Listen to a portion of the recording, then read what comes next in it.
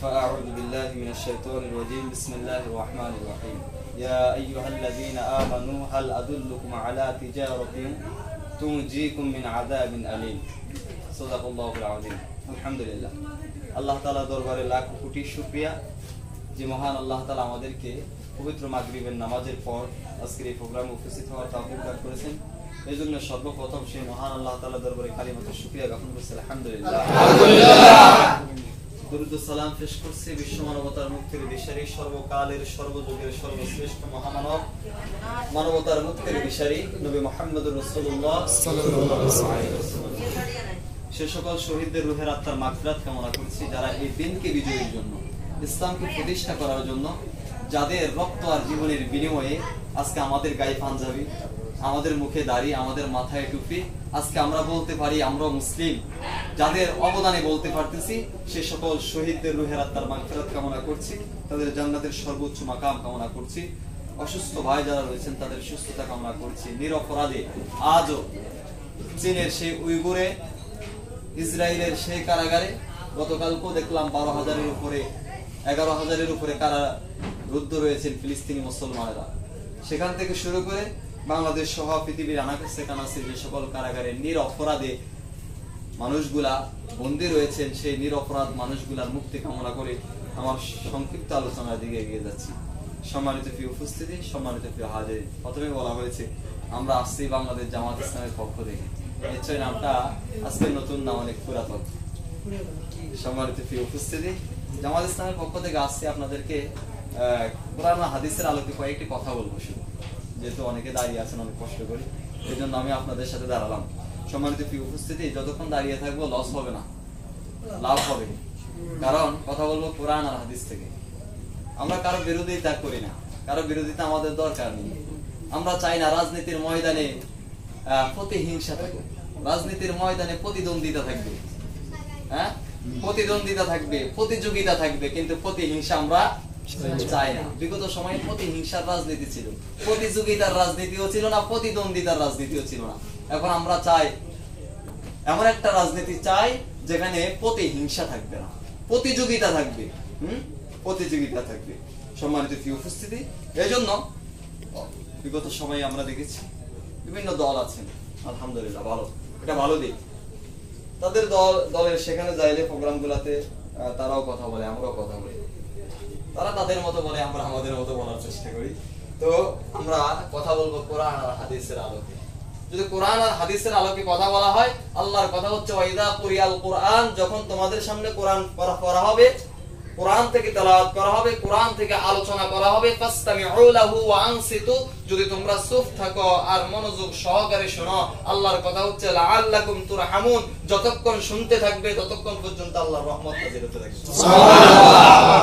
সম্মানিত উপস্থিতি, আমরা অন্য দলের মিছিল মিটিং এ যাব, হতে পারে দুনিয়াবি কিছু স্বার্থ হাসিল হলেও হতে পারে, কিন্তু আমরা বিশ্বাস করি আমাদের প্রোগ্রামে যদি দুনিয়াবি কোনো স্বার্থ হাসিল না হয়, পরকালের কিছু স্বার্থ হাসিল হবে ইনশাআল্লাহ, লস হবে না। সম্মানিত প্রিয় উপস্থিতি, সম্মানিত প্রিয় হাজিরিন, আমি একটা আয়াত তেলাওয়াত করেছি কুরআনুল কারীমে সূরা সফের 10 নম্বর আয়াত। আল্লাহ তাআলা অত্র আয়াতের মধ্যে বলেন ইয়া আইয়ুহাল্লাযীনা আমানু, হে ঈমানদাররা। কারা? ঈমানদাররা। আমরা তো মুসলমান, ঈমান এনে তো মুসলমান হয়েছি, আমরা ঈমানদার। আমাদেরকে আল্লাহ তাআলা একটা ডাক দিয়েছেন, ডাক দিয়ে আল্লাহ তাআলা বলতেছেন হাল আদুল্লুকুম আলা তিজারাতিন তুনজিকুম, আমি রব কি তোমাদেরকে এমন একটা ব্যবসার কথা বলবো না যে ব্যবসাটা করলে তোমরা মিন আযাবিন আলিম, জাহান্নামের আযাব থেকে মুক্তি পাবে। সুবহানাল্লাহ, সুবহানাল্লাহ। বাজারে এখানে অনেকে ব্যবসায়ী আছেন, দুনিয়ার ব্যবসা করতেছেন। আমি মসজিদে বলছি আজকে একটা ব্যবসার কথা বলবো। দুনিয়ার এই ব্যবসা আমরা বুঝি, আজকে হয়তো দুনিয়ার এই ব্যবসা একটু লস হবে, এটা বিশ্বাস হতেও পারে, কিন্তু আমরা বিশ্বাস করি যে আল্লাহ বলছেন যে এমন একটা ব্যবসার কথা আমি তোমাদেরকে কি বলবো না, ও আমার মুমিনেরা শোনো, যে ব্যবসাটা তোমরা করলে মিন আযাবিন আলিম, জাহান্নামের আযাব থেকে মুক্তি পাবে। সুবহানাল্লাহ। দুনিয়ার এই ব্যবসা করলে কিছু টাকা ইনকাম হবে, খাওয়ার দাওয়ার ঠিকঠাক মতো চলবে, পরিবারটাকে ভালোভাবে চালাতে পারবে, এতটুকুই তো। কিন্তু আল্লাহ বলছেন যে আমি যেই ব্যবসার কথা বলবো, আমি রব যেই ব্যবসার কথা বলবো, ওই ব্যবসাটা যদি করো মিন আযাবিন আলিম, জাহান্নামের সেই শাস্তি থেকে মুক্তি পাবে। সুবহানাল্লাহ। তাহলে সেই ব্যবসাটার কথা বলবো যে ব্যবসাটা করলে জাহান্নামের আযাব থেকে মুক্তি পাওয়া যাবে। সম্মানিত প্রিয় উপস্থিতি, সম্মানিত প্রিয় হাজিরিন, বাংলাদেশ জামাত ইসলামী একটা ইসলামী সংগঠন, একটা ইসলামী দল। ব্যবসার কথা পরে আসতেছি। আপনারা জানেন জামাত ইসলামী যে কাজটি করতে চায় সেই কাজটার দায়িত্ব শুধু জামাত ইসলামের উপরেই ছিল না, এটা পৃথিবীর শুরু লগ্ন থেকে ছিল। পৃথিবীর শুরু নবী আদম আলাইহিস সালাম, তিনি নবী ছিলেন, সর্বপ্রথম মানব ছিলেন। কিন্তু পৃথিবীর সর্বপ্রথম রসুল যিনি ছিলেন তিনি হচ্ছেন নূহ আলাইহিস সালাম। নবী আর রসুল পার্থক্য আছে একটু। রসুল নবীও রসুলও, কিন্তু সব নবী রসুল না। পৃথিবীর প্রথম রসুল নূহ আলাইহিস সালাম। আল্লাহ তাআলা নূহ আলাইহিস সালামের কথা কুরআনুল কারীমের সূরা আশ-শুরা 13 নম্বর আয়াতে আল্লাহ তাআলা বলেন, শারআ আলাইহিম মিনাদ-দীনি মা ওয়াসসা বিহি নূহান। আল্লাহ তাআলা বলেন যে আমি এমন একটা নির্দেশ দিয়েছি, মা ওয়াসসা বিহি নূহান, নূহকে, ওয়াল্লাযীনা আওহাইনা, এমন ওহী করেছি, ইলাইকা, তার প্রতি, ওমা ওয়াসসাইনা বিহি, শুধু তার প্রতিই করি না, ইব্রাহিমের প্রতিও করেছি, ওয়া মূসা, মূসার প্রতিও করেছি, ওয়া ঈসা, ঈসার প্রতিও করেছি। সুবহানাল্লাহ, সুবহানাল্লাহ। একটা ওহী করেছে, কে বলতেছেন? আল্লাহ। পৃথিবীর প্রথম রাসূল নবী হযরত নূহ আলাইহিস সালামের উপর, ইব্রাহিম আলাইহিস সালামের উপর, মূসা আলাইহিস সালামের উপর, ঈসা আলাইহিস সালামের উপর একটা ওহী করেছে, যে ওহীটার কথা রাসূলকে আল্লাহ তাআলা জানিয়ে দিচ্ছেন। সুবহানাল্লাহ। ওহীটার কথা আল্লাহ তাআলা রাসূলের উপর নাযিল করে বলতেছেন, নবী এই ওহীটা তাদের উপরে করেছে, সেটা আপনার উপরে করতেছি। আজকে সেই ওহীটা কি? সেই ওহীটার কথা আল্লাহ বলেন, আন আকিমুদ্দিন ওয়ালা তাতাফাররাকু ফি, দিন প্রতিষ্ঠা করো, ওয়ালা তাতাফাররাকু ফি, দিন প্রতিষ্ঠার ব্যাপারে পৃথক হইও না। কার কথা? আল্লাহর কথা। দিনকে কি করতে হবে? প্রতিষ্ঠা করতে হবে। আল্লাহ বলেন ওয়া আকিমুস সালাহ, নামাজ কায়েম করো, বলছেন না? নামাজ কায়েমের কথা আল্লাহ বলছেন, কিন্তু নামাজ কায়েমের কাজ আমরা করি আলহামদুলিল্লাহ। আসি নামাজের দাওয়াত দিই, তাবলীগের ভাইরা দেয়, হুজুররা আসি কি করে? নামাজের দাওয়াত দেয়, আকিমুস সালাত দাওয়াত দেয়। কিন্তু আল্লাহ কোরআনে বলছেন, আমি নবীদেরকে শুধু আকিমুস সালার জন্য পাঠাই নাই, আমি নূহ আলাইহিস সালাম থেকে শুরু করে মুহাম্মদ সাল্লাল্লাহু আলাইহি ওয়াসাল্লাম পর্যন্ত যত নবী প্রেরণ করেছি, আদম থেকে শুরু করে সমস্ত নবীকে একটা দায়িত্ব দিয়েছি। সেই দায়িত্ব শুধু আকিমুস সালাহ না, সেই দায়িত্বটা হচ্ছে আকিমুদ্দিন, দিন প্রতিষ্ঠা করা। কিন্তু দিন প্রতিষ্ঠার দাওয়াত আপনাদের দেওয়ার জন্য আজকে এখানে আসছে। দিন প্রতিষ্ঠার দাওয়াত কি, দিন প্রতিষ্ঠা কি, আজকে সেই সম্পর্কে কথা বলবো। সম্মানিত প্রিয় উপস্থিতি, এই দাওয়াত আপনাদের কাছে বিগত সময়ে ওয়াজ করতে আসছে, এখানের মাহফিলও ওয়াজ করছি, মসজিদে এসেও ওয়াজ করছি, ওয়াজ করতে পারছি, নামাজের দাওয়াত দিতে পারছি, কিন্তু আকিমুদ্দিনটা যে কি জিনিস, ওইটার দাওয়াত আমাদের দেওয়া সম্ভব হয়নি। কারণ ওইটা দিতে গেলে সমস্যা আছে, এই জন্য দিতে পারি নাই। আজকে আল্লাহ তাআলা আমাদের জন্য একটা পরিবেশ করে দিয়েছেন। আজকে মুক্ত ভাবে আমরা আন আকিমুদ্দিনের কথা বলতে পারতেছি। আজকে মানুষগুলাকে যখন আন আকিমুদ্দিনের দিকে আহ্বান করতেছি, মানুষগুলা যেখানে যায় এভাবে জড় হয়ে যায়। সম্মানিত প্রিয় হাজিরিন, আল্লাহ বলেন দিন প্রতিষ্ঠা করো। আলা আলাহুল খালক ওয়াল আমর, দিন প্রতিষ্ঠা কি? এই জমিন যার, এই জমিনে আইন চলবে তার। জমিন যার, আইন চলবে কার? আল্লাহ। আল্লাহ বলেন জমিন যার, জমিনে আইন চলবে আল্লাহ। আমাদের বাংলাদেশে আইন চলে কার? আল্লাহর আইন চলে না, মানুষের মন গড়া মতবাদ দিয়ে আইন চলে। আল্লাহর আইন চলে না, অথচ সমস্ত নবীদেরকে আল্লাহ পাঠাইছেন আন আকিমুদ্দিন আলা লাহুল খালক ওয়াল আমর, জমিন যার, আইন চলবে তার। ইনিল হুকমু ইল্লা লিল্লাহ, একমাত্র হুকুম চলবে আল্লাহ। কিন্তু মানুষের মন গড়া মতবাদ দিয়ে সমাজ রাষ্ট্র পরিচালনা হইতেছে, কিন্তু আল্লাহর আইন দিয়ে প্রতিষ্ঠিত। অথচ আল্লাহ তাআলা একটা বিধান দিয়েছে,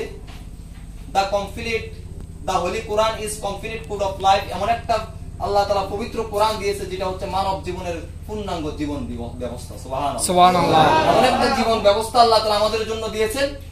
আল্লাহ বলেন মা ফাররাতনা ফিল কিতাবি মিন শাই, দুনিয়ার মানুষ কোনো কিছু আমি এই কিতাবের মধ্যে বাদ দেই নাই।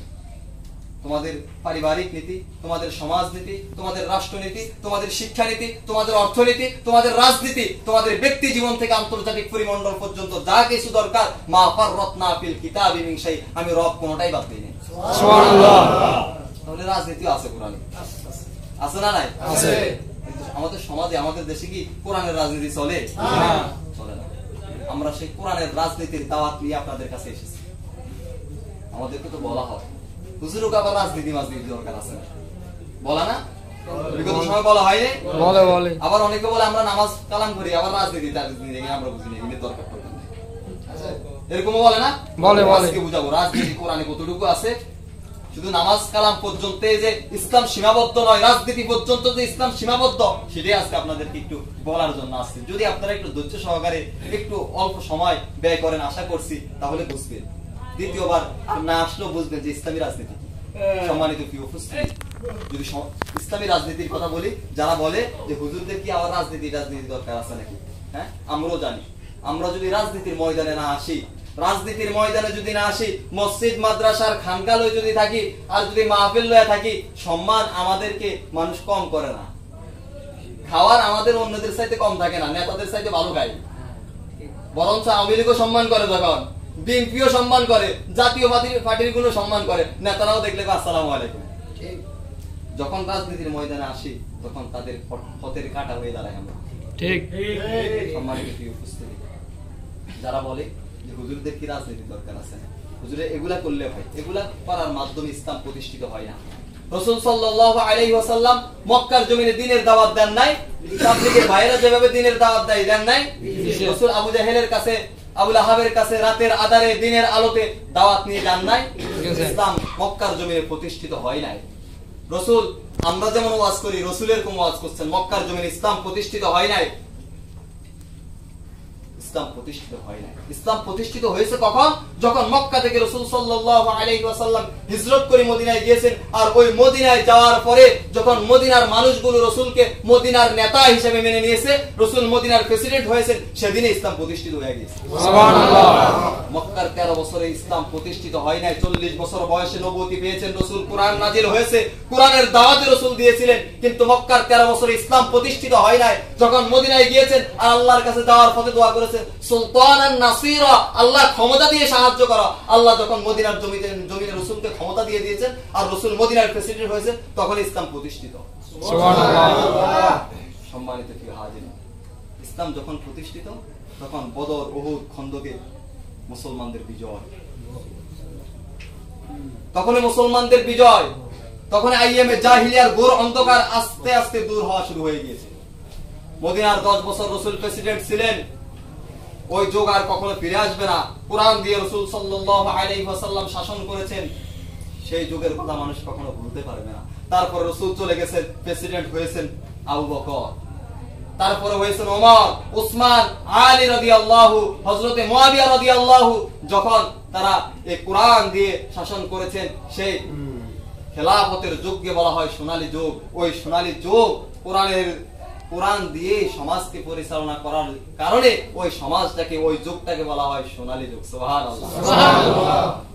যে যুগটা ছিল আইএমএ জাহিলিয়ার ঘোর অন্ধকারের মধ্যে নিমজ্জিত, কাটাকাটি, মারামারি, হানাহানি, হত্যা, লাঞ্ছনা, গঞ্জনা সব মানুষদেরকে ঘেরাও করে রেখেছিল। সেই সমাজে যখন কোরআনের আইন বাস্তবায়ন হয়ে গেছে, ওই সমাজটার কথা পরবর্তীতে আর জাহিলিয়ার হইল না, ওই সমাজটাই পরবর্তীতে হয়ে গেল সোনালী যুগ। ক্ষমতা যতক্ষণ পর্যন্ত আমাদের হাতে ছিল, ততক্ষণ পর্যন্ত সব ঠিক আছে। যখন ক্ষমতা চলে গেল ইয়াজিদের হাতে, তখন এই কারবালার ময়দানে মাথা চলে গেল ইমাম হুসাইনের। ঠিক না? চিন্তা করেন, ক্ষমতার সাথে ইসলামের সাথে কত সংযোগ, কত সম্পর্ক।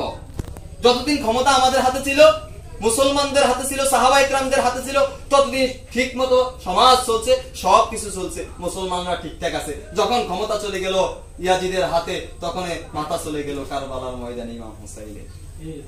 তারপরে আমাদের যখন উমাইয়া খেলাফত ছিল, আমাদের যখন উসমানীয় খেলাফত ছিল, আমাদের যখন আব্বাসীয় খেলাফত ছিল, এই পৃথিবী, পুরা পৃথিবী আমরা শাসন করেছিলাম।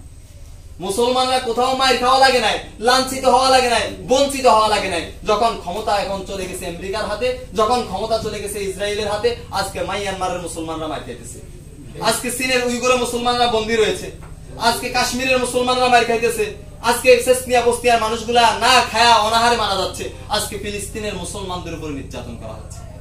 তার কারণ কি? কারণ ক্ষমতা এখন আর আমাদের উসমানীয় ক্ষমতা নাই, আমাদের আব্বাসীয় খেলাফত নাই, আমাদের উমাইয়া খেলাফত নাই। এখন খেলাফত চলতেছে ইসরায়েলের, এখন খেলাফত চলতেছে আমেরিকার। তার মানে ক্ষমতার সাথে ইসলামের সাথে সম্পর্ক আছে না? আজকে যদি মুসলমানদের হাতে ক্ষমতা থাকতো, তাহলে মুসলমানরা মার খাইতো না? মার খাইতো না। সম্মানিত প্রিয় হাজিরিন, এইজন্য ওমর বলেন, লা ইসলামা ইল্লা বিজামাতিন ওয়ালা জামাতা ইল্লা বিইমারাতিন ওয়ালা ইমারাতা ইল্লা বিতআ। ওমর রাদিয়াল্লাহু বলছেন লা ইসলাম, ইসলাম নেই ইসলামী সংগঠন ছাড়া, সংগঠন নেই নেতৃত্ব ছাড়া, নেতৃত্ব নেই আনুগত্য ছাড়া। সবাই মিলে আনুগত্য করবে তো নেতা থাকবে, আনুগত্য না করলে নেতা থাকে না। পিছনে স্লোগান দিলে তো সামনের গা নেতা, হ্যাঁ স্লোগান দিতে হবে তো, সবাই আনুগত্য করলে সেটা নেতা নকি, আপনি নেতা হইতে পারবেন নাকি? ওমর বলছেন সবাই আনুগত্য করবে তো নেতা হবে, নেতা হবে তো একটা সংগঠন হবে, সংগঠন হবে তো ইসলাম হবে। সুবহানাল্লাহ, সুবহানাল্লাহ। আর যদি তা না হয় ওমর বলছেন লা ইসলামা, ইসলাম নেই ইল্লা বিজামা, ইসলামী দল ছাড়া। ইসলামী দল ছাড়া কি নাই? ইসলাম। আমাদেরকে বলে আমরা কিলে সংগঠন করি, আমরা কিলে দল করি, আমাদের দল টল দরকার আছে না। আর ওমর কল লা ইসলামা ইল্লা বিজামা, ইসলামী দল ছাড়া ইসলাম নাই। আপনাকে দল দরকার আছে না, ওমর কো ইসলাম নাই ইসলামী দল ছাড়া, তাহলে ইসলামী দল করা দরকার আছে নাকি নাই? আছে। এই জন্য আমরা ইসলামী দল করি, আমরা এই জন্য রাজনীতি করি কারণ রাসূল মদিনার প্রেসিডেন্ট ছিলেন, নেতা ছিলেন। আবু বকর, ওমর, ওসমান, আলী রাদিয়াল্লাহু নেতা ছিলেন, এই জন্য হুজুরও নেতা হইতো সাহ। কারণ কিয়ামতের ময়দানে 7 শ্রেণীর মানুষকে আল্লাহ তাআলা আরশের নিচে ছায়া দিবেন, এক শ্রেণীর মানুষ হচ্ছে ইমামুল আদিল, ন্যায়পরায়ণ নেতা। আমরা তো চাই এক নম্বরে আমরা দেখতাম বলি কিয়ামতের ময়দানে আরশের নিচে। সম্মানিত প্রিয় উপস্থিতি, সম্মানিত প্রিয় হাজিরিন, আজকে যারা বলে যে আমরা নামাজ রোজা করি, অনেকে বলে না আমরা নামাজ রোজা করি, নামাজ কালাম করি, আবার রাজনীতি মাজনীতিগুলো যারা কাছে আমরা নাই, এই কথা বলে না অনেকে। এবার দেখেন রাসূল সাল্লাল্লাহু আলাইহি ওয়াসাল্লাম বলেন আনা আমরুকুম বিখামসিন, আমি তোমাদেরকে 5টা নির্দেশ দিতেছি, আল্লাহু আমারুনি বিহিন্না, যে 5টা নির্দেশ আল্লাহু আল্লাহ দিতেছে, যে 5টা নির্দেশ আল্লাহ আমাকে দিতেছে, ও আমার সাহাবারা এভাবে বসে আছেন বলতেছেন এই 5টা নির্দেশ আমি তোমাদেরকে দিতেছি। কি জানো 5টা নির্দেশ? বিল জামাআতি, এক নম্বরে দলবদ্ধ হবে। কি বদ্ধ হবে? ওয়াসসামঈ, দলের নেতা থাকবে, সেই নেতার কথা শুনবে। ওয়াত্তাআতি, এবং শুধু শুনলে হবে না, আনুগত্য করতে হবে। ওয়াল হিজরতি, প্রয়োজন হলে হিজরত করবে। ওয়াল জিহাদি ফি সাবিলিল্লাহ, ইসলামকে বিজয়ের জন্য প্রয়োজন হলে তোমরা জিহাদ করবে। সুবহানাল্লাহ, সুবহানাল্লাহ। 5টা নির্দেশ দেওয়ার পরে একটা নির্দেশ সম্পর্কে রাসূল আবারো বলেন ফাইন্নাহু মান খরাজা মিনাল জামাআহ, যে ব্যক্তি ইসলামী দল থেকে, কই থেকে? ইসলামী দল থেকে খরজা বের হয়ে গেল, ফাকাদ খলা রিফকাতাল ইসলামি মিন উনুকিহি, সেজন্য তার গর্দান থেকে ইসলামের রশিটাকে খুলে ফেলে দিল। কই থেকে চলে গেলে? ইসলামী দল থেকে, ইসলাম থেকে নয়, ইসলামী জামাত থেকে, ইসলামী দল থেকে কেউ যদি এক বিগত দূরে সরে গেল, রাসূল বলেন সেজন্য তার গর্দান থেকে, ঘাড় থেকে ইসলামের রশিটাকে খুলে ফেলে দিল। আমান দাআ বিদআওয়াল জাহিলিয়া, যে ব্যক্তি জাহিলদের দল ছেড়ে, আমান দাআ বিদআওয়াল জাহিলিয়া, জাহিলদের দলে যোগ দেয় অথবা জাহিলদের দল ছেড়ে চলে আসে, আল্লাহ রাসূল বলেন তাহলে আল্লাহ চাইলে তাকে maaf করবেন। কি করবেন? maaf করবেন। কিন্তু সাহাবারা বলতেছেন, রাসূল নিজে বলতেছেন এর বাইরে যদি করে তাহলে ফাহুয়া মিন জুসা জাহান্নাম, তাকে জাহান্নামে যাওয়া লাগবে। ইসলামী দল ছেড়ে অন্য কোন দলে যাইলে রাসূল বলতেছেন ফাহুয়া মিন জুসা জাহান্নাম, কই যাওয়া লাগবে? জাহান্নামে। সাহাবারা এবার বুঝছেন, সাহাবারা রাসূলকে বলতেছেন ওয়াইন সাওমা ইয়া রাসূলুল্লাহ, সেই ব্যক্তি তো রোজা রাখে। কি রাখে? ওয়াসাল্লাহ, সে তো নামাজও পড়ে। কি করে? নামাজও পড়ে, রোজাও রাখে, নামাজও পড়ে। আমরা বলি না না এই জন্য নামাজ পড়ি, রোজা রাখি, যেটা বললাম আরই, হ্যাঁ তেমন সাহাবারা বুঝতেন। এজন্য সাহাবারা বলছেন ইয়া রাসূলুল্লাহ, নামাজ পড়ে, রোজা রাখে, তারপরও ইসলামী দল করে না, তাকে কি জাহান্নামে যাওয়া লাগবে? রাসূল বলেন ওয়াইন সামা ওয়া সাল্লা ওয়া জাআমা আন্নাহু মুসলিম, যদি রোজা রাখে, যদি নামাজ পড়ে, নিজেকে মুসলমানও দাবি করে, ফাহুয়া মিন জুসা জাহান্নাম, তাকে জাহান্নামে যাওয়া লাগবে। নামাজ রোজা আর মুসলমান দাবি করলে, মুসলমান কাকে বলে? রাসূল অতিরিক্ত মুসলমান দ্বারাই বলছেন, এটা সাহাবারা জিজ্ঞাসা করেন নাই। রাসূল মুসলমান দ্বারাই বলার কারণ কি? মুসলমান নামাজ পড়ে, রোজা রাখে, হজ করে, যাকাত দেয়, দান সদকা করে, এতগুলা কাজ করার পরও, ইসলামের সকল হুকুম মানার পরও একটা হুকুম মানে না, সেটাকে ইসলামী দল করে না। রাসূল বলছেন ফাহুয়া মিন জুসা জাহান্নাম, ওই জন্য কই যাওয়া লাগবে? তাহলে নামাজ রোজা করিয়ে শুধু জান্নাত পাওয়া যাইব না, কারণ নামাজ রোজা যেমন আল্লাহর হুকুম, আন আকিমুদ্দিন, এটাও কার হুকুম? আল্লাহর হুকুম। একটা সারি আরেকটাকে বাদ, একটা সারি দিবেন আরেকটাকে ধরবেন, হবে না। ইসলাম কমপ্লিট কোড অফ লাইফ, একটা পূর্ণাঙ্গ জীবন ব্যবস্থা, এটা সম্পূর্ণটাকে আপনাকে গ্রহণ করতে হবে। আর একটাকে অস্বীকার করবেন, আপনি সাথে সাথে কাফের হয়ে যাবেন। বলবেন যে কোরআনের 6666 আয়াতের মধ্যে সব আয়াত মানলাম, মাত্র একটা আয়াত বাদ দিলাম, আপনি আর মুসলমান দেখবেন না? সব শব্দ মানছেন, একটা শোনা মানেন নেই। সব যদি মানেন, আন আকিমুদ্দিনকে কেন মানবেন না? এটাও কোরআনের আয়াত। সব আয়াত মানবেন, আন আকিমুদ্দিন, আল্লাহর জমিনে আল্লাহর হুকুম বাস্তবায়ন হবে, কোরআন বাস্তবায়ন হবে, আইনুল হুকমু ইল্লা লিল্লাহ, আল্লাহর হুকুমে দেশ পরিচালনা হবে, এটা চাইবেন না, তাহলে আপনি তো এটাকে অস্বীকার করলেন। তাহলে আর কিভাবে মুসলমান থেকে বলে? সম্মানিত প্রিয় উপস্থিতি, এই সমাজে এই দেশে আমরা অনেকের ক্ষমতা দেখেছি। আমি ছোট মানুষ, আপনারা আমার সাথে বেশি দেখেছেন। আজকে দেশ স্বাধীন হওয়ার 54 বছরে আমরা কত ক্ষমতা দেখলাম, কিন্তু এই জাতির ভাগ্যের পরিবর্তন দেখিনি। এই জাতির ভাগ্যের পরিবর্তন হয় নাই, আর এই জাতির ভাগ্যের পরিবর্তন কোনোদিন হবো না যতদিন পর্যন্ত কোরআন দিয়ে সমাজ পরিচালনা না হবে। সম্মানিত প্রিয় উপস্থিতি, সম্মানিত প্রিয় হাজিরিন, এত ওয়াজের দরকার ছিল না, এত ওয়াজের দরকার ছিল না। কেন আল্লাহ বলছেন এই জমিন যার আইন চলবে তার আইন কি? এটাই তো আমরা বুঝি না, আইনের তো আমরা বুঝি না। আজকে আমি ওয়াজ করি, এখান থেকে যাবো, আমার কথা আপনারা বলবেন মানলে মানলাম, না মানলে না, এটা আমার ইচ্ছা, বলবেন না? আমি মানে নিলাম আমার ইচ্ছা, আমি মানলাম না আমার ইচ্ছা। হুজুর এখান থেকে সুদ ঘুষের ওয়াজ করবো, আপনি বলবেন আমি মানলে মানলাম, না মানলে না, এটা আমার ইচ্ছা। কারণ হুজুরের কথাটা আইন, আল্লাহর আইন, যদিও মানুষের আইন। আর হুজুর বাধ্য করতে পারে না। আইন কোনটা? আইন হচ্ছে ওইটা যেটাকে বাধ্য করা হয়। আজকে সরকার যেটা করে সেটা আইন, সেটা বাধ্য করে। অমুক তারিখ থেকে অমুক তারিখে নদীতে যাওয়া যাবে না, অভিযান দেওয়া হলো, এটা হচ্ছে আইন। ওইখান থেকে পাস হয়েছে, এই জন্য মানুষ ভয়ে আর নদীতে যায়, যাইলে জেল হবে, জরিমানা হবে, মার হবে। হ্যাঁ, আমরাও চাই যে সংসদ থেকে এই আইনগুলা দেয়, ওইটাই আইন।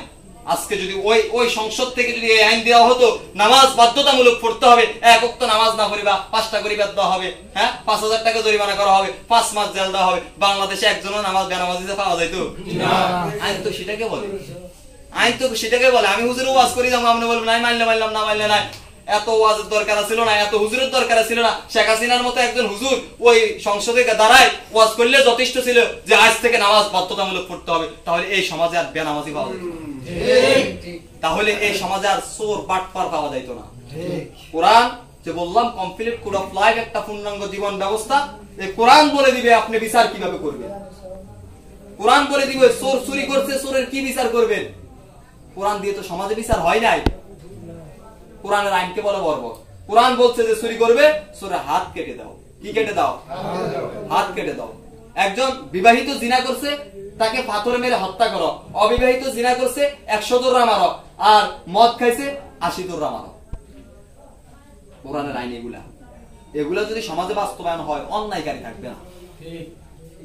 আজকে কি করা হয়? চোর চুরি করছে, চোরের হাত কাটা হয় না, চোরে জেল দেওয়া হয়। কি দেওয়া হয়? জরিমানা করা হয়। তো ওর টাকা আছে, ও জরিমানা করলে সমস্যা কি? 10,000 টাকা জরিমানা করে 50,000 টাকা চুরি করে আনি বসাই দিব, সমস্যা কি জরিমানা দিতে?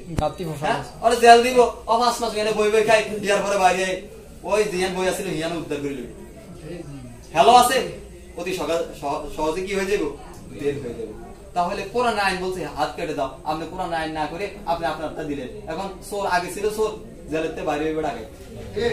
আর যদি কোরআনের আইনে একজনের হাত কেটে দেওয়া হইতো, আর 10টা মিডিয়া দেখানো হইতো, পুরো বাংলাদেশ দেখতো কোরআনে এমন একটা, বাংলাদেশে এমন একটা আইন প্রতিষ্ঠিত হয়েছে যেখানে চুরি করলে হাত কেটে দেওয়া হয়। এই ভয়ে চোর বলতো হাই হাই আমার হাত যাবে, জীবনের জন্য হাত যাবে যদি ধরা খায়, আর চুরি করতো না। ঠিক আছে, একজনের হাত যাইতো কিন্তু হাজার চোর ভালো হয়ে যেত। অথচ এই আইনকে বলা হয় বড়। সম্মানিত উপস্থিতি, গত 2 দিন আগে লালমোহনের লেঙ্গটিয়া একটা জায়গার নাম, ওইখানে একজন মহিলাকে হত্যা করা হয়েছে। ঘর চুরিও করছে, আর ওই মহিলাকে হত্যা করা হয়েছে।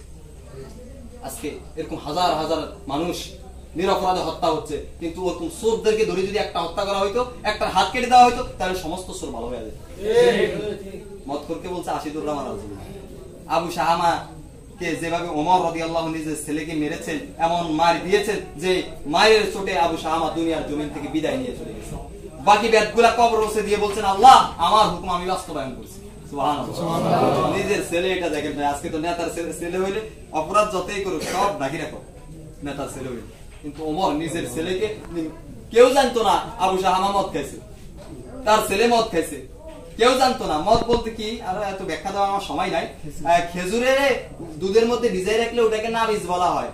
তো ওইটা রাত্রে সন্ধ্যাবেলা ভিজাইলে সকালে খায়, তো ওটা হচ্ছে নাবিজ। কিন্তু 2-3 দিন রাখি দিলে ওটা মদ হয়ে যায়। ওটা খাইলে একটু মাতলামি মাতলামি ভাব আসে। তো আবু শাহামা ওইটাই করছিল, দুধের মধ্যে ওই আজওয়া খেজুরকে ভিজাই রাখছেন, 2-3 দিন পরে গেছেন ওটা মদ হয়ে গেছে, মাতলামি ভাবতেছেন ওমর নিজের ছেলেকে দেখছেন, কেউ জানতো না। ওমর রাদিয়াল্লাহু নিজের ছেলেকে ধরে নিয়ে মসজিদের পিলারে, মসজিদে নববীর পিলারের সাথে বেঁধে দিয়েছেন। আর সাহাবাদেরকে বলছেন নামাজ শেষে বিচার আছে। কি বিচার? আমার ছেলে মদ খাইছে, নিজের ছেলে মদ খাইছে, কেউ জানতো না, ওমর রাদিয়াল্লাহু বাঁধে দিয়েছে। সর্বশেষ কি হয়েছে? নিজের হাতে আবু শাহামাকে ওই 80 টুকরা মারতে গিয়ে 80 টুকরা মারার আগে দুনিয়ার জমিন থেকে আবু শাহামা নিতে বাকি ব্যাটগুলা কবর উপরে দিয়েছে, বলছেন আল্লাহ আমি 80 টুকরা মারার হুকুম তোমার, আমি এটা পালন করছি। আজকে যদি আমাদের নেতারা যদি এরকম একটা আইন বাস্তবায়ন করতো, এই সমাজে আর একটা মত খোরটো ভাই পাওয়া যেত না। আজকে জিনা করে কোরআনে কি বিচার বলছে? বিবাহিত কেউ যদি জিনা করে তাকে পাথর মেরে হত্যা করো। কি করো? কোরআনের আইন বর্বর। কোরআনের আইন কি?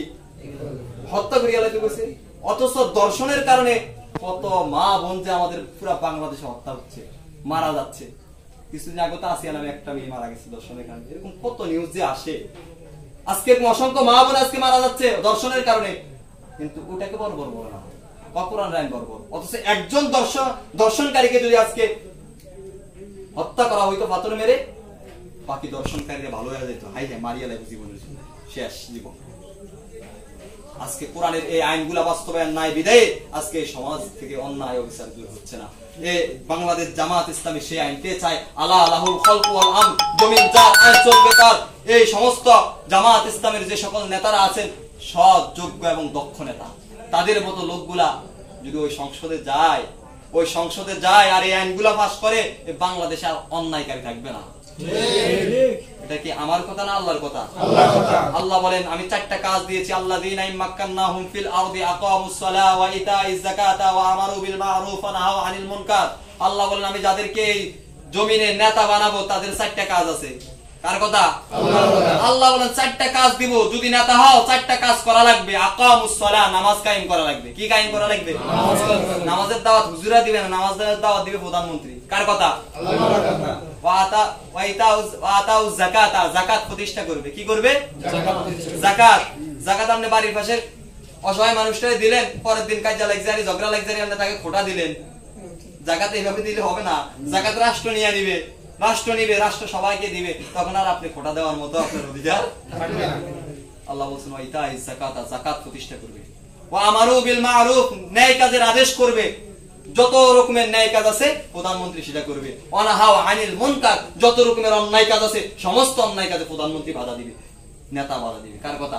আল্লাহর কথা। 4টা কাজ আল্লাহ দিয়েছেন, কিন্তু আমাদের কোন নেতা এই 4টা কাজ কি করতে বলে না, বরঞ্চ তারা এই 4টা কাজের বিপক্ষে কাজ করছে।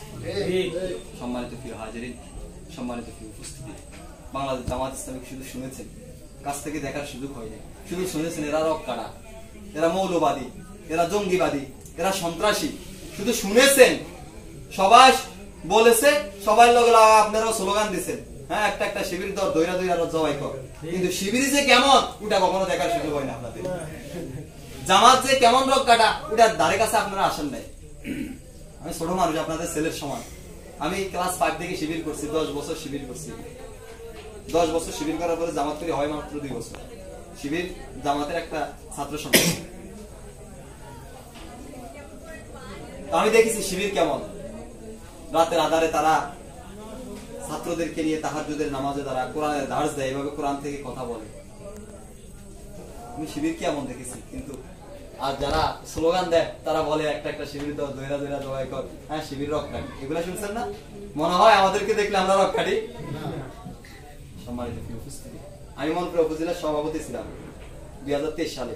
পুরা মনপুরা উপজেলার সভাপতি ছিলাম। কোনদিন তো আমার নেতারাও বলে নাই, আর আমিও আমার কর্মীদেরকে কোনো সময় বলি যে রক কাটো। বরঞ্চ তারা যখন স্লোগান দিত, মসজিদের সামনে দাঁড়াই শুধু তাদের স্লোগান গুলো শুনতাম। তারা রাস্তার উপরে স্লোগান দিচ্ছে, একটা শিবির তো দৈরা সবাই। আমাদের অপরাধ কি ছিল? আমরা কোরআনের কথাগুলা বলি, আমরা হক কথাগুলা বলি, আর এগুলা তাদের সহ্য হয় না। তারা জানে এই কথাগুলা তাদের বিরুদ্ধে যা, তারা তো অন্যায় করে। অন্যায়, আমি তো হক কথা বলি, কোরআনের কথা বলি, আপনি অন্যায় করেন, আমাদের বিরুদ্ধে তো যাবে। সম্মানিত উপস্থিতি, বরঞ্চ এই পথে থাকার কারণে আমাদের কি করতে হয়েছে? আমাদের কাছে কোনো অস্ত্র না, আমাদের অস্ত্র হচ্ছে কোরআন হাদিস। বিগত সময়ে বিভিন্ন দলের সন্ত্রাসীদেরকে ধরা হইতো, তাদের সামনে বড় বড় অস্ত্র এভাবে এনে রাখতো, তারপরে ছবি করা হইতো, তারপরে জেলে দেওয়া হইতো। কিন্তু আমাদের নেতা কর্মীদেরকে ধরতো, আমাদের সামনে দেওয়া হইতো এরকম বইয়াগল দিয়ে ছবি করতে করতে, এগুলো জঙ্গির বই। কিসের বই? জঙ্গির বই। অথচ এগুলো ইসলামিক বই, কোরআন হাদিসের বই। আমরা আলোচনা করতাম, কোরআন হাদিস পর্যন্ত তাদের ভয়ে আমাদেরকে বুঝাইতে হয়েছে। আমি নিজে কাউয়াটেক সুমনি মসজিদের এই যে নাইল্লা আছে, নাইল্লার ভিতরে কোরআন, তাফহিমুল কোরআন, তাফসিরে তাফহিমুল কোরআন, ইসলামিক সাহিত্য, ইসলামিক বইগুলোকে এদের ভয়ে এখানে বুঝানো লাগছে। মসজিদের মেশিন করে নিয়ে বুঝানোরা লাগছে। মসজিদের বাইরে রুমের তালা মেরে ভিতরে জুতা ঢুকায় ঘুমাইতে হয়েছে। আমার কথা বলছি, আমার কথা। আমাদের কি অপরাধ ছিল? কি অপরাধ আমরা এমন করেছিলাম? অপরাধ একটাই ছিল, আমরা কোরআনের হক কথাগুলো বলতাম। সম্মানিত উপস্থিতি, তারা শুধু দূর থেকে স্লোগান দিত, আপনারা দূর থেকে দেখেছেন, দাঁড়ে এসে কখনো দেখার সুযোগ হয় নাই। আর আমরাও আপনাদের কাছে ওইভাবে আসার সুযোগটা আমাদেরকে দেয়নি। আজকে একটা সুযোগ হয়েছে, এই জন্য আমরা আপনাদের কাছে আসতে পারতেছি, আসতেছি এবং আরো আসবো। এখন আপনারা বুঝবেন বাংলাদেশ জামাত ইসলামী কেমন, ইসলামী ছাত্র শিবির কেমন। এই জন্য যে কথাটি বলতেছিলাম, আসলে আল্লাহ তাআলা সমস্ত নবীদেরকে পাঠিয়েছে এই জমিন আল্লাহ, এই জমিন আল্লাহর দিনকে বিজয়ের জন্য। আমরাও চাই এই জমিন আল্লাহ, এই জমিন আইন চলবে কার? মানব রচিত আইন দিয়ে যদি এই বাংলাদেশ চলে, বিগত সময়ে যেমন ভাগ্যের পরিবর্তন আসে নাই, জেল, জুলুম, অন্যায়, অবিচার, ন্যায় বিচার যেমন আমরা পাই নাই, শুধু অন্যায় অবিচারে পেয়েছি, ওগুলো আমাদের ভাগ্যে থাকবে। যদি ভাগ্যের পরিবর্তন চাই, যে কোরআন দিয়ে নবী মুহাম্মদ সাল্লাল্লাহু আলাইহি ওয়াসাল্লাম রাষ্ট্র পরিচালনা করেছেন, আবু বকর রাষ্ট্র পরিচালনা করেছেন, ওমর অর্থ পৃথিবী পরিচালনা করেছেন, ওসমান আলী রাদিয়াল্লাহু এই পৃথিবী পরিচালনা করেছেন, দেশ পরিচালনা করেছেন, ওই কোরআনের আইনের কথা শুধু শুনেছি। কোরআন দিয়েও সমাজ চালানো যায়, রাষ্ট্র চালানো যায়, কিন্তু ওই কোরআনের আইন দিয়ে এই বাংলাদেশ চালাইতে কখনো দেখছেন? না, দেখেননি, আমরাও দেখি না, শুধু শুনেছি। এবার একটা সুযোগ এসেছে যে আমরা শুনি কোরআন দিয়েও সমাজ চালানো যায়, রাষ্ট্র চালানো যায়। যেহেতু সময় এসেছে, সময়টাকে, এই সুযোগটাকে যদি কাজে না লাগাতে পারি, তাহলে দুর্ভাগ্য ছাড়া আমাদের আর সৌভাগ্য কখনো আসবে। সব দল তো দেখলাম, সব দল দেখা শেষ, এবার ইসলামের বাংলাদেশ। মুখে মুখে স্লোগান, সব দল দেখা শেষ, ইসলামের বাংলাদেশ। ইসলামের বাংলাদেশ দেখতে চাই। বিগত সময়ে অনেকের অজুহাত ছিল, হুজুর আপনাদের মধ্যে এত ফাটল কা, এত ভাগ কা, এত এত এত দল কা। আলহামদুলিল্লাহ, সময়ের এই পর্যায়ে এসে সমস্ত ইসলামী দলগুলো এখন ঐক্য হতে চলেছে, এক হতে চলেছে। আগামীর ভোটের বাক্স হবে দুইটা, একটা হবে তাগুতি বাক্সা, একটা হবে ইমানি বাক্সা। আপনি কোন পক্ষে যাবেন সেটা আপনার বিষয়, আপনি কোন পক্ষে যাবেন সেটা আপনার বিষয়। আমি আমার মন গড়া কথাগুলো বলছি না, কোরআন আর হাদিসের আলোকে বলছি। কোন নেতাকে বলবেন, কোন নেতাকে বলবেন এখানে এসে প্রতিবাদ করার জন্য আমার কথার বিরুদ্ধে? আমি এর চেয়ে বজ্র কণ্ঠে বলবো, আমি কোরআন আর হাদিস থেকে বলছি। এই জন্য যদি ফাঁসিতে ঝুলান, আমাদের নেতারা যেভাবে মতিউর রহমান নিজামী, শহীদ মীর কাসেম আলী, আলী হাসান, মোহাম্মদ মুজাহিদ আর কাদের মোল্লাদের মতো নেতাদেরকে বলা হয়েছে রাষ্ট্রপতির কাছে ক্ষমা চান, তারা বলছেন কেন ক্ষমা চাবো, আমরা অন্যায় করি নাই, আমরা আল্লাহর জমিনে আল্লাহর দিন প্রতিষ্ঠার আন্দোলন করেছি। অতএব আপনার কাছে কেন প্রাণ ভিক্ষা চেতে হবে? প্রাণ দেওয়ার মালিক যে আল্লাহ, প্রাণ নেওয়ার মালিকও সে আল্লাহ। তারা জীবন দিয়েছেন, বাতিলের কাছে মাথা নত করেন নাই, আমরাও নত করব না। ভয় করার দিন শেষ। শেখ হাসিনার মতো ফ্যাসিস্ট, স্বৈরাচারী এমন ক্ষমতাবান ফ্যাসিস্টকে যেতে বাংলার মানুষ, বাংলার ছাত্র জনতা, আম জনতা হঠাতে বাধ্য হয়েছে, এই বাংলাদেশ আবার কোন নতুন স্বৈরাচার জন্ম নেবে, এটা কল্পনাবিহীন, এটা আর কখনো হবে না। আবার কেউ কেউ তো বলে আমরা টুস করে ঢুকে যাব। আরে ঢুকা অবস্থায় তো ছিলেন, সব তো সাজানো গোছানো ছিল, ওই অবস্থায় যেহেতু থাকতে পারেন না, আইসে আবার সাজাইবেন গোছাইবেন, সেই সুযোগ আর বাংলার মানুষ করে দিবে না। সম্মানিত কি উপস্থিতি,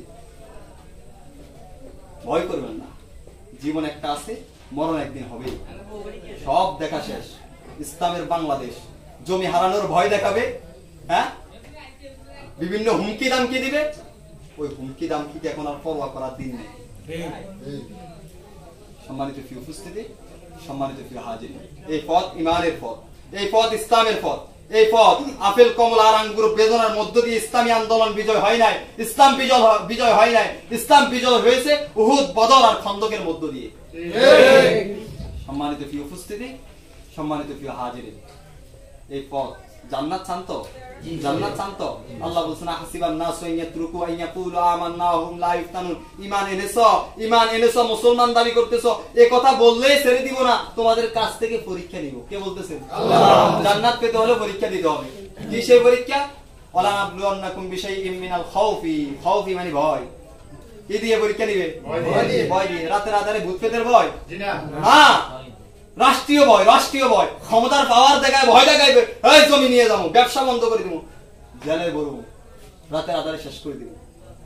আল্লাহ সে কথা বলছেন, মিনাল খাউফি, ভয় দেখানো হবে। ওয়াল জুই, ক্ষুধা দিয়ে তোমাদেরকে পরীক্ষা দিব। অনাকসিম মিনাল আমওয়ালি, জানমাল লইয়া যাইবে, বিনষ্ট করে দিবে, সেগুলা দিয়েও তোমাদেরকে পরীক্ষা নিব। অল আনফুসি, এমনকি ইসলাম বিজয়ের জন্য জীবন দিতে হবে। এগুলার মাধ্যমে যদি তুমি পরীক্ষা দিয়ে ধৈর্য ধারণ করো, আমি আল্লাহর ঘোষণা হচ্ছে অবাশশিরিস সাবিরিন, তাহলে সেই সকল সবরকারীর জন্য জান্নাত। সুবহানাল্লাহ। এই পথে ইস্তিকামাত থাকতে হবে, কোনো ভয় আর চলবে না।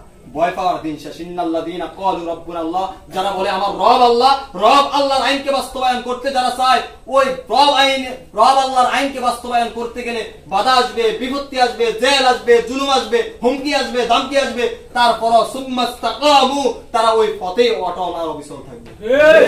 যদি সেই পথে অটল আর অবিচল থাকে, আল্লাহ বলেন তাতানাজ্জালু আলাইহিমুল মালায়েকা, আমি রব তোমাদের উপর ফেরেশতাগণ নাজিল করে দিব, মালায়েকা নাজিল করে দিব। আল্লাহ তাখাফু, তারা নাজিল হয়ে বলবে তোমাদের ভয় নাই। সুবহানাল্লাহ। লা তাহজানু, তোমরা চিন্তিত হয়ো না। ওয়া আবশিরু বিল জান্নাতিল্লাতী কুনতুম তুআদুন, দুনিয়ার জমি হারাইবা, ব্যবসা হারাইবা, দুনিয়ার এই সম্পদ হারাইবা। ওয়া আবশিরু বিল জান্নাতিল্লাতী কুনতুম তুআদুন, সেই জান্নাত তোমাদের জন্য অপেক্ষা করছে। সুবহানাল্লাহ। দুনিয়া হারাইবা, জান্নাত অপেক্ষা করছে। দুনিয়ার জমি হারাইবা, জান্নাতের মধ্যে তোমার জন্য ঘর অপেক্ষা করছে। দুনিয়া চাইবেন না জান্নাত চাইবেন? জান্নাত। জান্নাত যদি চান, এই পরীক্ষাগুলো দিতে প্রস্তুত তো? ইনশাআল্লাহ। কি দামকি, জেল, জুলুম, নির্যাতন, এগুলোকে ভয় আর পরোয়া করবেন না? করা হবে। সম্মানিত প্রিয় উপস্থিতি, সম্মানিত প্রিয় হাজির, সর্বশেষ পয়েন্টে আসছি। আজকে আমরা বলি, কোরআন হাদিস থেকে বলতেছি। বলবেন সবাই ভোট চাইতে আছে, বলবেন সবাই ভোটের সময় আইছে, ভোটের জন্য আইতেছে। কথাগুলো বানাই বলবো না, কোরআন আর হাদিস থেকে বলবো, মিলাই দেখবেন, বাড়ি যেয়ে পড়বেন, যারা পড়তে পারে তাদেরকে জিজ্ঞেস করবেন। আজকে আমরা বলি আমি অমুকের আদর্শের সৈনিক, তমুকের আদর্শের সৈনিক, বলি না? বিগত সময় বলা হয় না, আমার নেতা তোমার নেতা, অমুক নেতা তমুক নেতা। হ্যাঁ, আমি জিয়ার আদর্শের সৈনিক, মুজিবের আদর্শের সৈনিক, ইরশাদের আদর্শের সৈনিক। হ্যাঁ, কি দেখছো? আমি অমুকের আদর্শের সৈনিক। 1450 বছর আগে আল্লাহ তাআলা কুরআন নাজিল করে বলে দিয়েছেন, মানুষ মুসলমান ইমানদার দাবি করো, লাকাদ কানা লাকুম ফি রাসূলিল্লাহি উসওয়াতুন হাসানাহ, তোমরা কোন আদর্শের সৈনিক নয়, তোমরা নবী মুহাম্মদুর রাসূলুল্লাহ সাল্লাল্লাহু আলাইহি ওয়াসাল্লামের আদর্শের সৈনিক। সুবহানাল্লাহ। তাহলে কার আদর্শের সৈনিক? আর যারা বলে আমি অমুক তমুকের আদর্শের সৈনিক, কিয়ামতের ময়দানে কি অবস্থা হবে বলেন? মুগির আছে। তাহলে কিয়ামতের ময়দানে সুপারিশ করবে কে? নবী মুহাম্মদ সাল্লাল্লাহু আলাইহি ওয়াসাল্লাম না? জি। তাহলে আদর্শ মানবেন আরেকটা, সুপারিশ করব নবী মুহাম্মদ হবে না। রাখার সময় কবরে বলা হয় বিসমিল্লাহি ওয়া আলা মিল্লাতি রাসূলুল্লাহ, আল্লাহর নামে রাসূলের দলে রাখি গেলাম। কই রাসূলের দলে তো আপনি ছিলেন না, কোরআনী আন্দোলনের পথে, কোরআন বিজয়ের সেই দলে তো আপনি ছিলেন না। আপনাকে রাখা হইতেছে আর বলা হইতেছে মিথ্যা, আপনি রাসূলের দলে আছিলেন। কে কইছে আপনি রাসূলের দলে আছিলেন? বিসমিল্লাহি ওয়া আলা মিল্লাতি রাসূলুল্লাহ, রাসূলের দলে রাখা হইতেছে আপনাকে। সারা জনম আপনি দল করছেন একজনের নাম রাসূলের দলে। বলেন তো, আপনাদের বিবেকের কাছে প্রশ্ন, সারা দিন আপনি চিল্লাইবেন, হ্যাঁ আমি, হ্যাঁ প্রচারণা, মিছিল, মিটিং সব করবেন আওয়ামী লীগের, সন্ধ্যাবেলা বিএনপির কেলাবাই করবেন, ভাই আমাদের চার কোক দাও, চার কোক দিবেন, মুগিরের পিড়া চলবে। এটা দুনিয়ার সামান্য এই উদাহরণের বিবেকে বুঝে আওয়ামী লীগের স্লোগান দিয়া বিএনপির কেলাবে আইলে মার খাওয়া লাগে, চা খুঁজতে আইলে। তাহলে দুনিয়ার জমিনে রসুলের দল বাদ দিয়া অন্য দল করবেন, আর কিয়ামতের ময়দানে রসুলের কাছে যায় জান্নাত চাইবেন, হবে? আর কি বল লাগে বলেন? বিবেক একটু শুয়ে আজকের ওয়াজগুলা, একটু আজকের কথাগুলা একটু মাথাটাকে বালিশের সাথে দিয়ে চিন্তা করেন। কিয়ামতের ময়দানে তিন ভাবে বিচার করা হবে। একটা হচ্ছে নেতা সহকারী। কি সহকারী? সূরা বনী ইসরাঈল আয়াত নাম্বার 71। দলিল সহকারে বলছি সূরা বনী ইসরাঈল আয়াত নাম্বার আল্লাহ বলেন ইয়াউমা নাদউ কুল্লা উনাসিন বিইমামিহিম কিয়ামতের ময়দানে বিইমামিহিম ইমাম মানে নেতা তোমাদের নেতা সহকারে রাখবো নেতা সামনে থাকবে অনুসারীরা পিছনে থাকবে তাফসীরের মধ্যে এসেছে শাইখ জামালউদ্দিন কাকে নেতা মানলে জান্নাত কাকে নেতা মানলে জাহান্নাম ওই বইয়ের মধ্যে উল্লেখ করেছেন যে নেতা যদি জান্নাতে যায় অনুসারীদেরকে আল্লাহ জান্নাত দিবেন নেতা যদি জাহান্নামে যায় অনুসারীদেরকে জাহান্নাম দিবেন আমরা বলবেন অপরাধ করছে নেতা প্রশ্ন আসে না আকিল কাক দরকারটা কি অপরাধ করছে নেতা আমি সহকারে যাইতে হবে কিলে জান্নাতে জাহান্নামে প্রশ্ন আসে না কারণ আপনি যাকে নেতা